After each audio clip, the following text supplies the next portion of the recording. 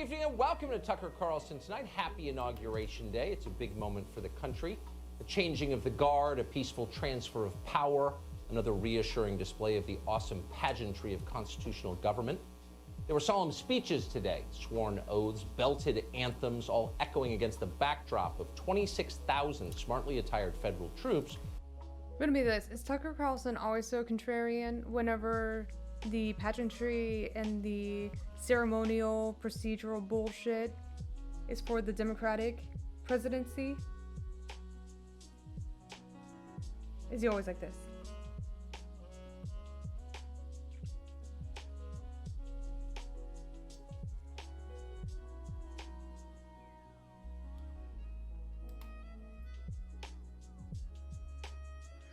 I mean, maybe he just notices that it seems a little bullshit and ceremonial and unnecessary whenever you have to sit and celebrate a Democratic president. Maybe it just hits a little different whenever it's Republican. It's a little bit more palatable. Anyway. Regarding our capital city from unseen threats. It was quite a display. It was all a lot to take, really.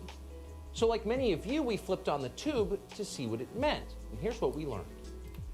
Is Tucker Carlson also now going to be the new orange man that we turn to because Donald Trump is no longer going to be filling the void? Why does he look like he got the same spray tan as Donald Trump?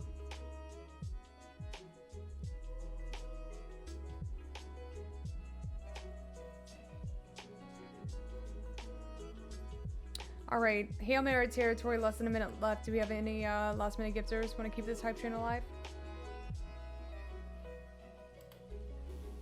Joe Biden respects government. He respects people who disagree with him. He listens to them. I think that Joe Biden is going to train us to see the world differently. He plans to usher in a new era of hope and the action he's promising the minute he takes office. We've gone from indecency to decency. He filled that empathy void. There was not one part of that that wasn't just medicine in the wound. Thank Those Techno, lights thank you that for are just two shooting out subbies from the giving this Lincoln hype train Memorial alive. Thank you. Along the reflecting pool. It's like almost extensions of Joe Biden's arms embracing America. It was a moment where the new president came to town. So to recap, Joe Biden respects people's differences, but at the same time, he's going to train us to be very different from the way we are. He will bring hope and decency. He will fill the yawning void where our empathy should be. He is medicine. Joe Biden's arms, lean and hard from decades of empathetic labor on our behalf, will encircle us like lights from the Lincoln Memorial. And at that point, well, God knows, anything is possible. If there's a thin bead of sweat forming on your upper lip as you think about all of this, that's okay.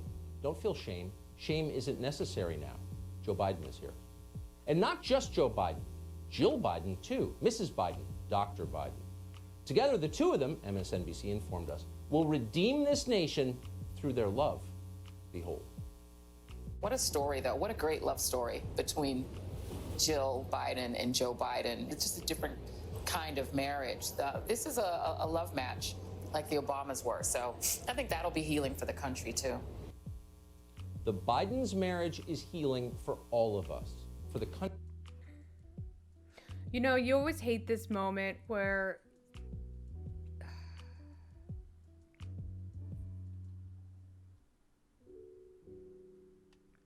you too think that the parading around and the superficial, ceremonial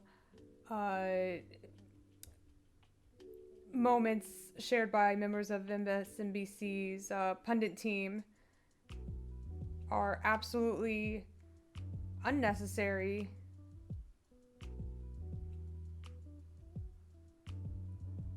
Absolutely unnecessary, irrelevant in the grand scheme of things. It's just a way to show your appreciation now that a Democrat is taking office. We can breathe a little easier. We can notice the things that have been pointed out by the National Democratic Party's campaign strategy in campaign promises that Joe Biden would not only return us to normalcy, but he is a better version than Trump. He's kind, he's compassionate, he'll grieve, he'll restore the soul of the nation. And that's bullshit. Tucker Carlson knows it, and we know it.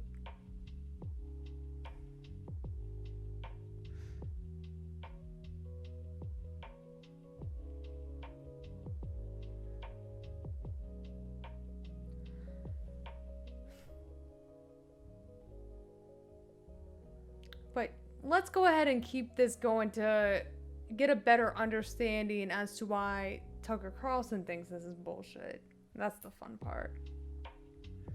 All right, 1 minute, 24 seconds left, 76 to go. Do we have any last minute gifters? Anybody want to keep this hype train alive? Anyone? Country. The Bidens' love is America's love. Jill and Joe are the mother and father of this nation. From their loins we are born and yet reborn. May their names emerge from our lips in praise forever. And so on. That was cable news today. The funny thing is, and there are many funny things going on right now, every person with a microphone in every TV studio in America today knew the fuller truth when they said things like the ones you just heard. They knew, for example, for certain, that Joe Biden isn't well. Everyone in Washington knows that. But no one said it out loud, not a word. They withheld that news from you, as they have for months. So much for speaking truth to power. On the other hand, what did you expect? You've watched the lying for years now. You know what it is. You figured out how it works. So it dawned on us today that maybe we ought to stop playing all these stupid media clips every night. It's like watching the town drunk throw up on himself over and over again. Obviously, it's repulsive and shocking. It's hard to turn away. But can you really be surprised by it? Throwing up on themselves is what town drunks do. Yeah. If you keep watching them as they do it, maybe after a while you are part of the problem. All right, so good, nice analogy. Could you obviously extend it to Donald Trump? I mean, what are you talking about here? Did you forget who was in the office the last 4 years? Like, are you really working under the assumption that somehow Joe Biden is akin to the town drunk? Because yes, he is not well, meaning that he's in a state of cognitive decline. I don't think anybody's going to argue with that. And maybe that's the reason why members of MSNBC and other center-left news networks showered Joe Biden in compliments and tried to, be nice about the fact that at least we get to breathe a sigh of relief because Trump is not going to be serving another term. And that in and of itself is celebratory. That's a celebratory moment. That is good for us, that whatever the case may be. I mean, again, I hate paying tribute to the most inconsequential, superficial bullshit that's tied to liberalism because it's a waste of breath.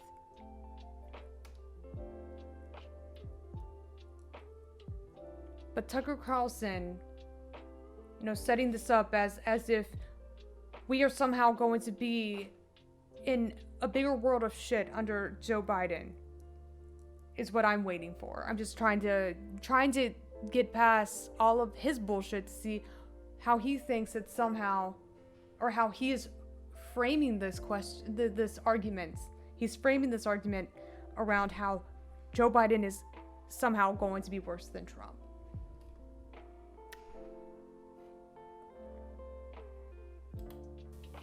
Maybe so. In any case, we flipped off CNN and decided to check out Joe Biden's speech for ourselves. And it was interesting, actually, both for what it said and for what it didn't say.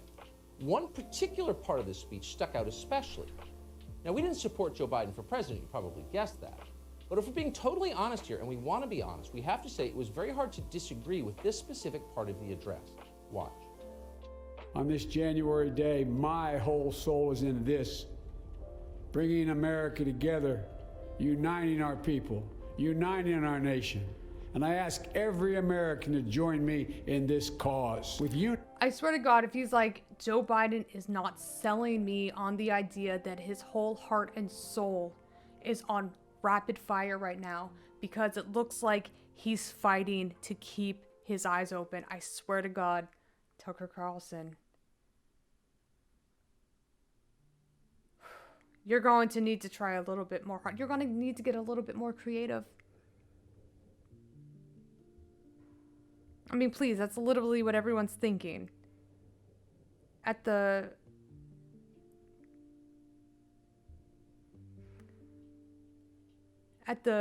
forefront of everyone's conversations behind closed doors is talking about why Joe Biden literally seemed like he was in a borderline catatonic state whenever he was delivering what should be the most exhilarating, exuberant, and exciting speech of your political career.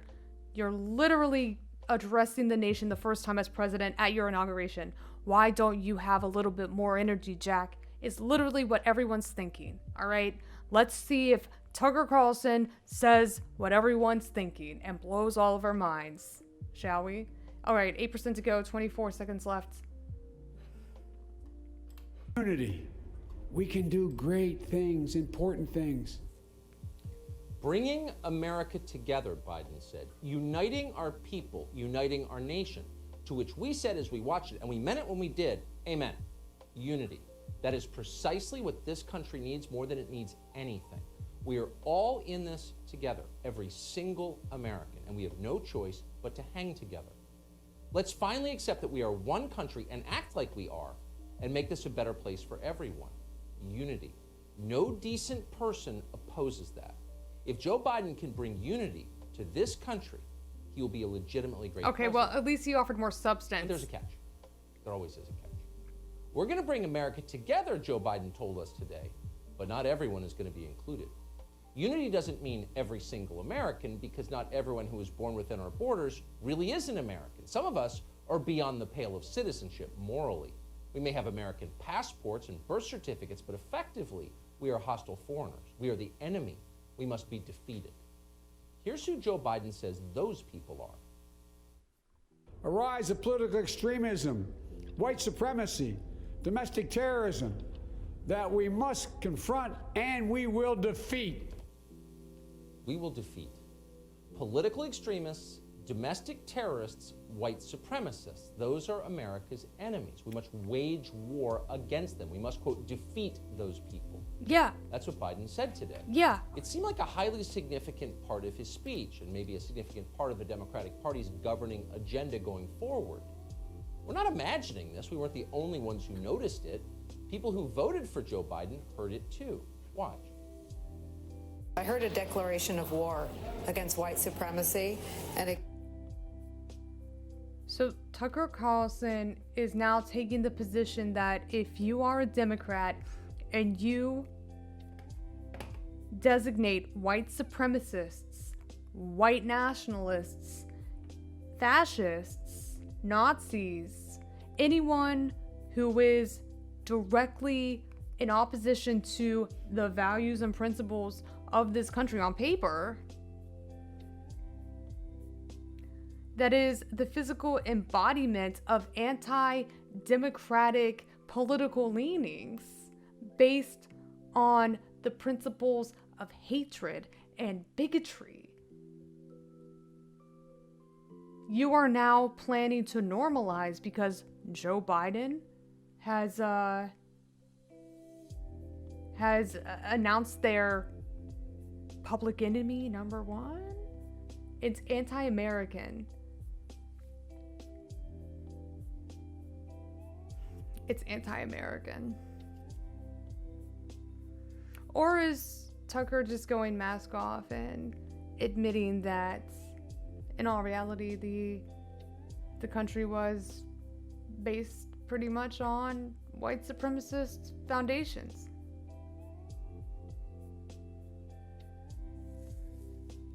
And it's about time we just own up to it.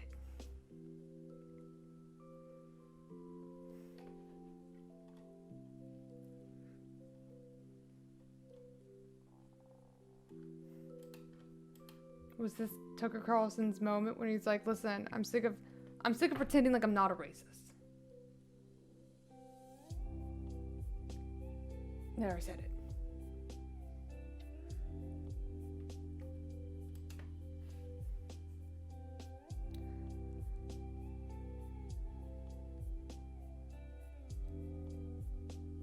No, solidarity is not it. Joe Biden was saying that we need to unite, but we also can't normalize uniting and standing in solidarity with racists and white supremacists and those who are looking to keep our country in a regressive state. There is no progress to be made. There is no uniting with those who are diametrically opposed to the values of America that's written down on paper and on paper only. It's incredibly strange that Tucker's like, oh, wait, you're not interested in uniting? You are excluding the people who are literally trying to normalize the basis of exclusivity in this country, of bigotry in this country, normalizing discrimination, normalizing all of the odious, maintaining white supremacist foundations in this country. You are excluding them whenever you say that we need to unify as a whole. It's such a bad faith argument that I can't even believe that we're sitting here dissecting it.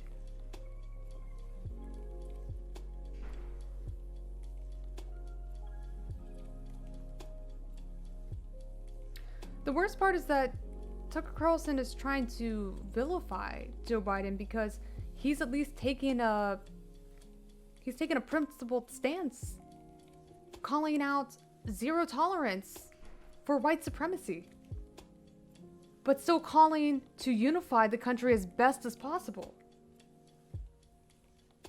And Tucker Carlson is literally trying to get Biden in a gotcha moment, because he made it abundantly clear that in the minds of Joe Biden and the Democratic Party, white supremacists are the enemy.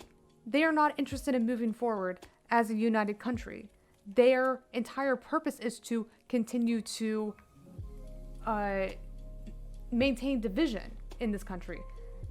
Their very essence is divisive in nature. And yeah, Joe Biden is taking a stand against them. Really, really cool and really normal that Tucker Carlson is so desperate to try to call out the other side's leaps in logic or fallacies or weaknesses in their line of reasoning, that they'll go so far to try to demonize the president because he's calling for unity, yet he actively excludes the very people who are fighting back against any form of unity whatsoever.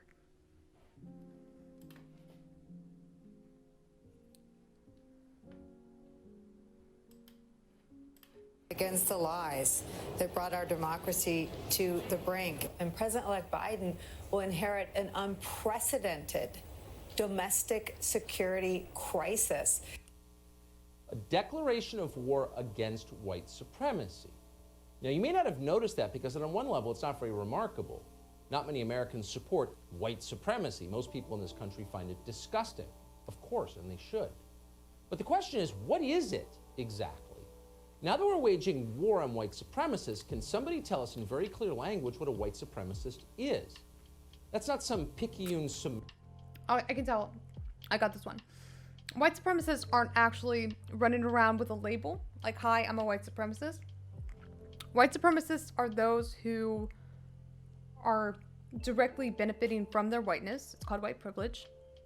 Who are actively fighting back against all forms of progress that tend to only be represented marginally by the Democratic Party in an attempt to maintain the systems that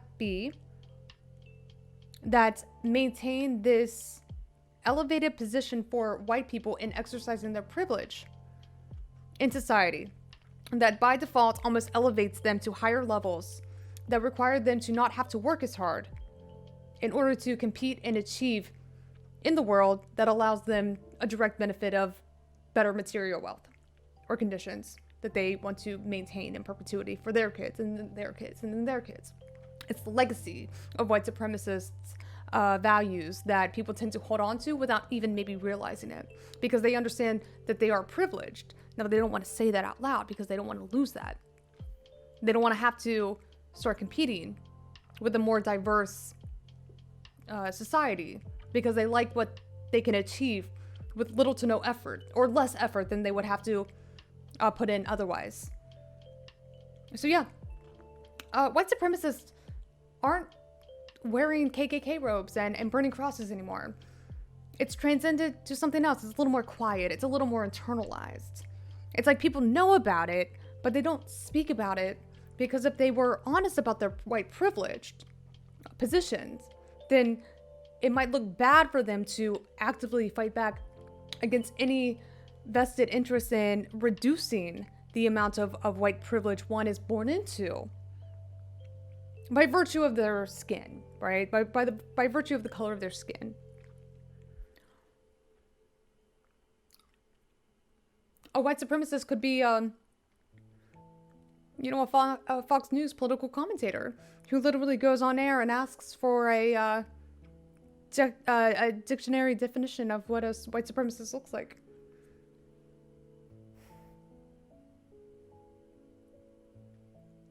You know, somebody who is obviously going to deny any existence of white supremacy. That's a good start. I'd say you're honestly like probably solidifying your white supremacist takes whenever you actively deny any existence of white supremacy currently existing.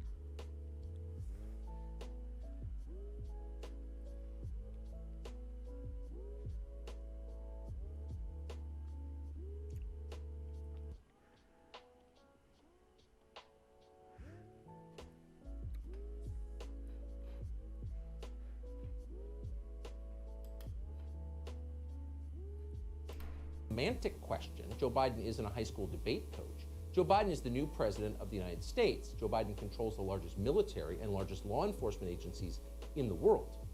He has now declared war. So we should know specifically and precisely who exactly he has declared war on. We have a right to know that.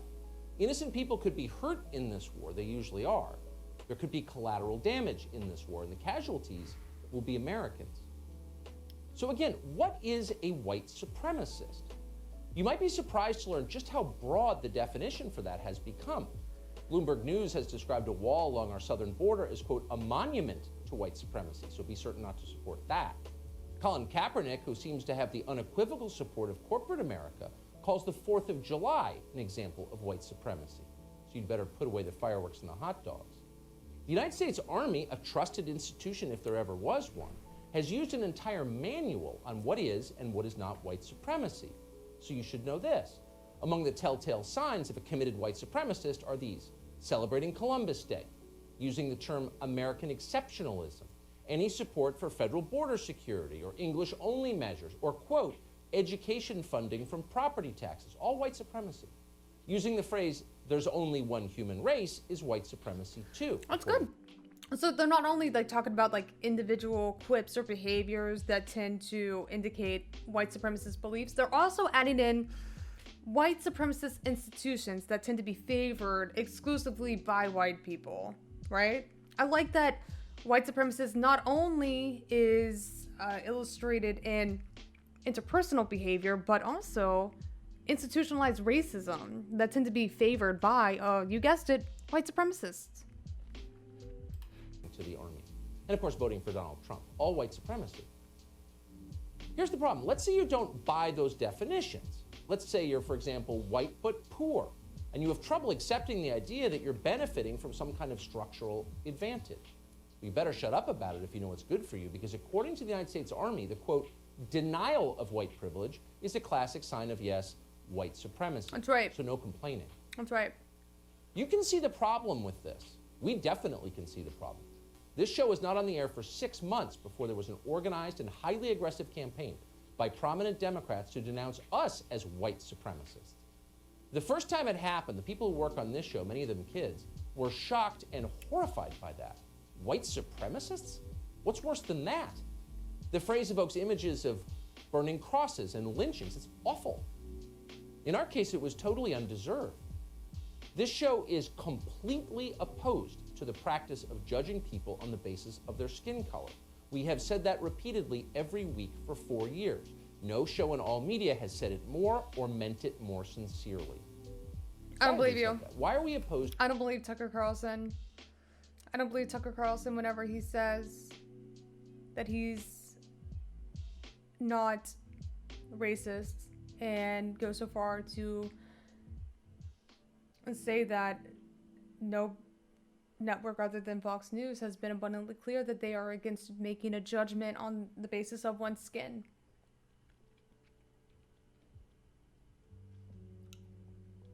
Words are words, you know?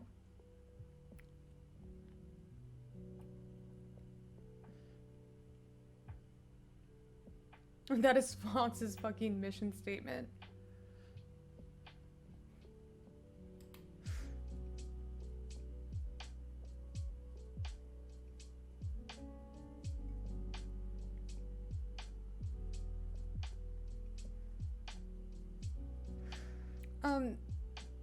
Tucker is a political commentator on one of the most watched conservative news outlets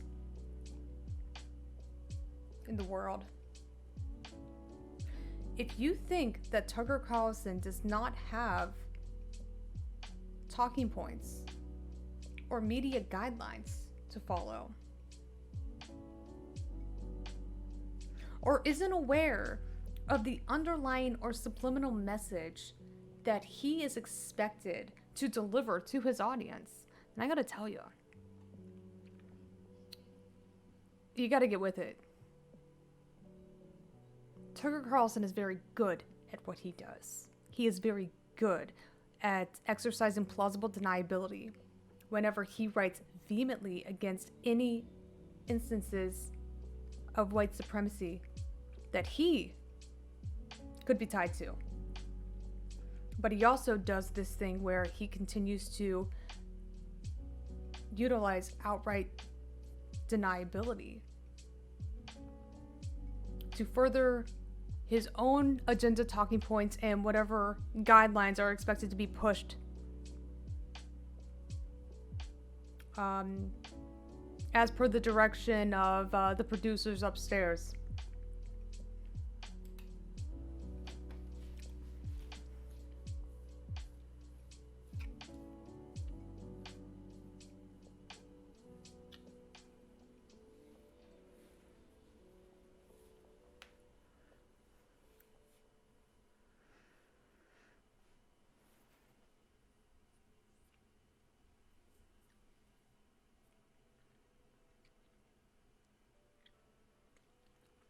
I'll tell you what is so frustrating for me, and I've seen this from so many conservatives. They play dumb. I see this a lot with my conservative reply guys. One of the first things that the most prominent conservative reply guy of mine will say is, "I'm confused. I'm confused. I'm confused." They act dumb. They play fucking dumb. Like they don't genuinely know what the fuck is going on. That's that plausible deniability. They pretend as if they don't understand the points that are made by their political opposition. Like it doesn't click to them. And they make it seem like it's nonsensical what's coming out of the mouth of a liberal or a Democrat. And they do that intentionally to try to make it seem like the points that you are making, the argument that you are making, does not make sense. It doesn't track. It doesn't have a logical flow to it. It's fallacious in nature. And that is the, again, plausible deniability that they base their premise on whenever they offer a rebuttal, despite the fact that they pretend like they don't understand the argument that you yourself are making from the other side. It is purposely obtuse. Yes, thank you, Falafel Supreme.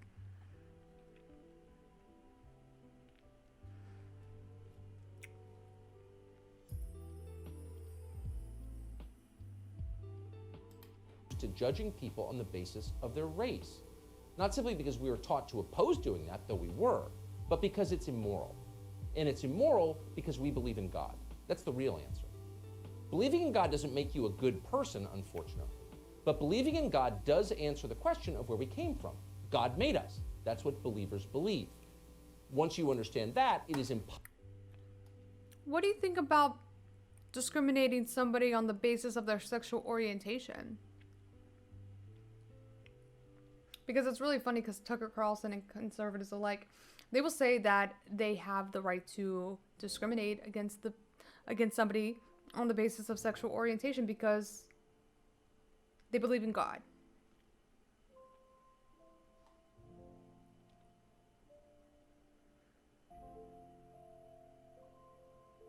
And last time I checked, believing in God doesn't automatically absolve you of your racism. You can in fact be racist and a Christian all at the same time. That was a really weak point to try to make.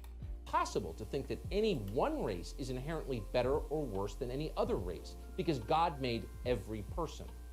God assigns identical moral value to every individual. God cares about all of us equally. So we are judged by what we do, not by how we were born. We really believe that. Most Americans really believe that. It's not an accident that Martin Luther King was a Christian minister and that Joseph Stalin and Mao Zedong were not.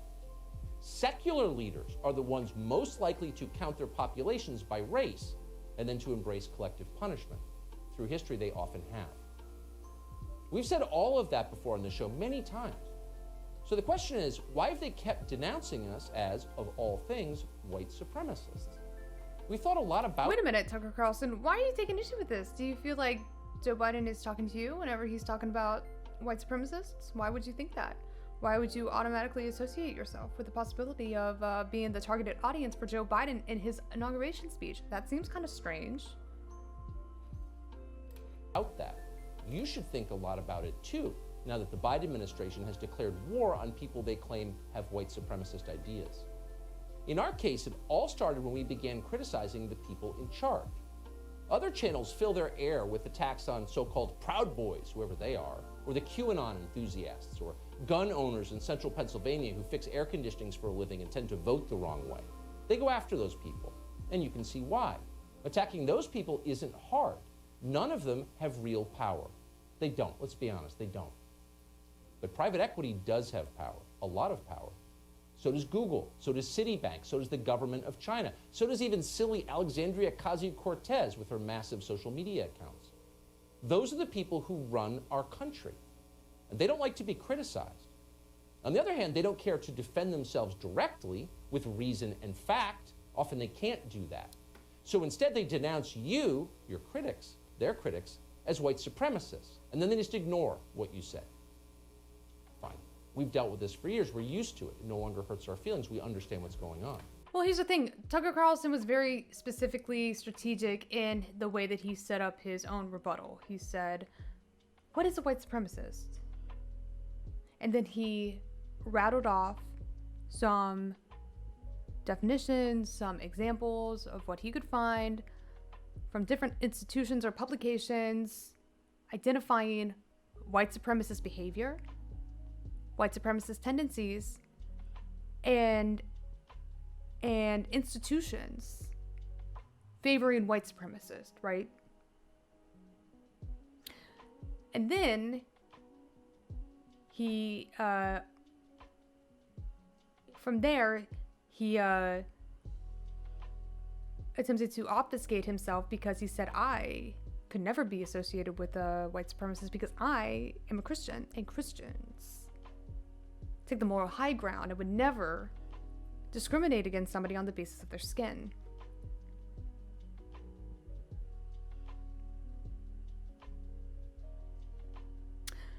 And then he segued into vilifying Joe Biden for preemptively denouncing white supremacists from his call to unite as a country.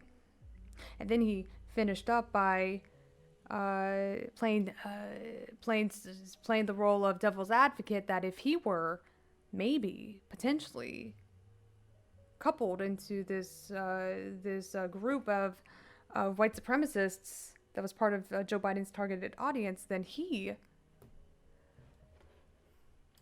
would feel quite offended. or however he ended that it could be very dangerous to, I believe the point that he was trying to make, wrongfully attempt to prescribe somebody as a white supremacist without knowing whether or not they are, despite the fact that they support white supremacist values, they support white supremacist institutions, they tend to support institutional racism. And it's that, again, going back to finding ways to use and employ plausible deniability to disassociate yourself from these institutions, from these notions altogether, because they're not self-identified as white supremacist institutions. Police forces aren't necessarily identified as racists. Police officers don't self-describe themselves as racists. The Electoral College isn't known as a racist electoral system or electoral design. These are all gaps that we have inferred because of the tendencies that we have seen that have led to instances of discrimination, marginalization, and disenfranchisement. And from there, we are piecing together what is white supremacy without having the benefits of them describing themselves as such.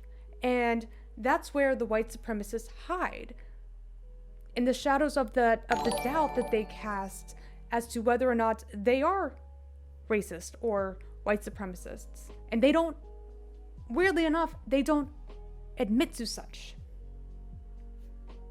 They don't admit to this, which can make it really difficult to be able to hold them accountable and force them to take ownership over their racist or white supremacist tendencies or behaviors.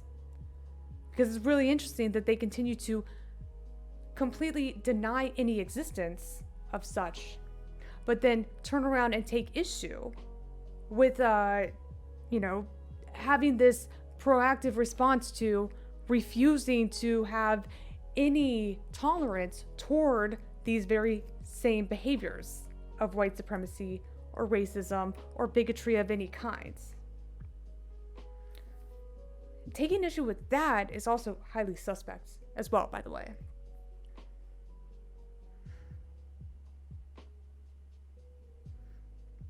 You will never also, I am, are you white racist? Am I white racist? No, I actively fight back against all forms of racism. And I do that by fighting back against the current police systems and our prison industrial complex, our criminal justice system that tend to be incredibly racist. These are institutionalized racists.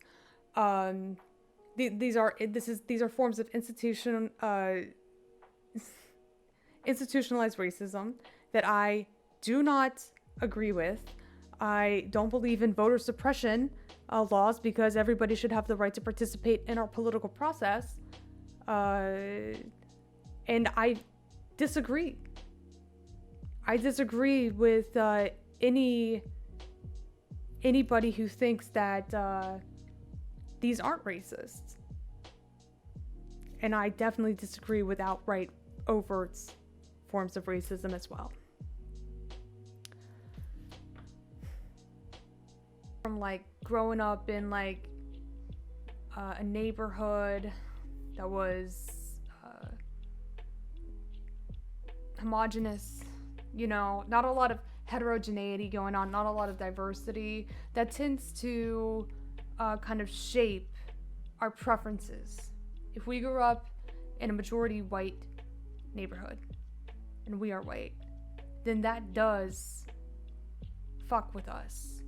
Where our preferences could be based on what we were born or surrounded by, what we got used to, what we were exposed to.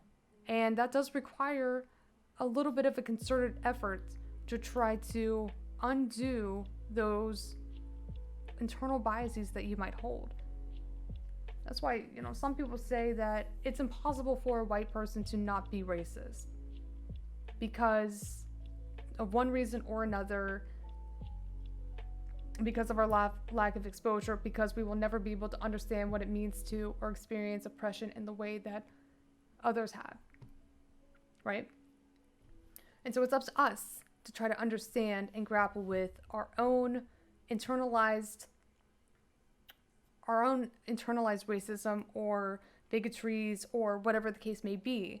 And that is a lot more work than pretending like you're not racist because you have a racist, you have a black friend or you have a gay friend, and that to you is evidence enough that you're not racist. And that's not the case. That's not necessarily the case. It takes a lot of introspection to look into your own life and your own behaviors to determine whether or not you are guilty of racism or you do have white supremacist values that you are trying to uphold. And not values in the way that we think of values, but tendencies that are comfortable for you. It is the lazy, harmful response to automatically respond with outright denial that you yourself hold any racist tendencies or white supremacist tendencies, rather than take the time to reflect to see if you are guilty of the problem of maintaining white supremacy in this country. Okay, dead horse dead. Dead horsey dead.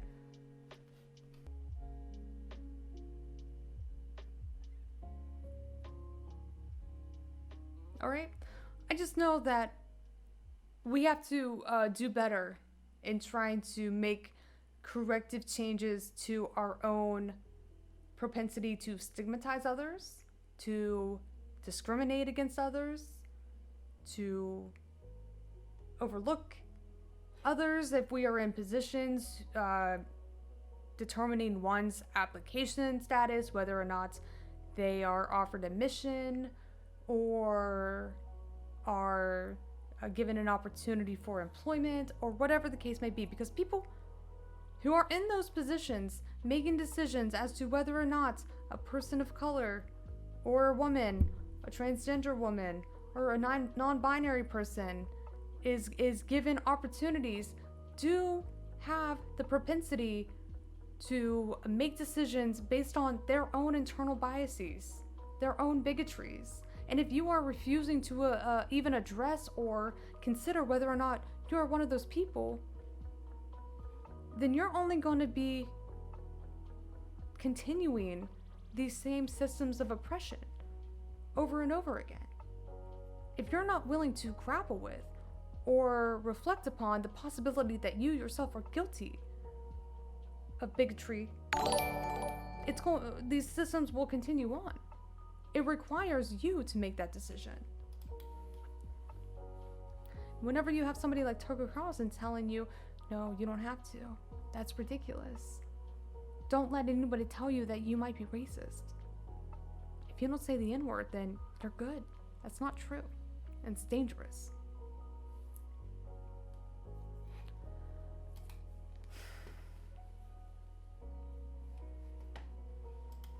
It's just more white people coddling themselves.